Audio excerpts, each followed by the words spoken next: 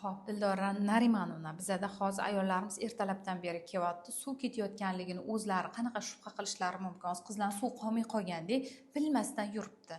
Qanaqa narsalarga qizlarimiz e'tiborli bo'lishlari kerak? Demak, qarang, homila suvda yashaydi-da.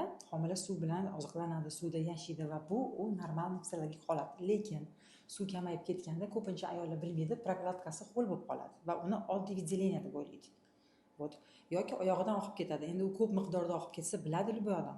Siv yuborman deb o'ylaydi bir xilla. No, bu noto'g'ri. Sivda hid bo'ladi, suvda hid bo'lmaydi va prozrachniy bo'ladi. Va lattasi o'sha prokladkasi ежедневный qo'yadimi, marlidan qo'yadimi, ho'l bo'lib bo'kib qoladi. Agar sal-sal ho'llanib qolayotgan bo'lsa ham, bunda ham suv ketayotgan belgisi bo'lishi mumkin. Bunaqada raddomga borib, bitta mazok olinadi.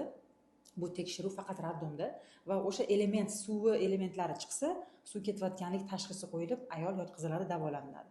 Lekin prokladkani almashtirib turganda ho'l bo'lmasdan quruq bo'lib tursa, demak bu yerda suv kamayib ketganini boshqa sababi bor.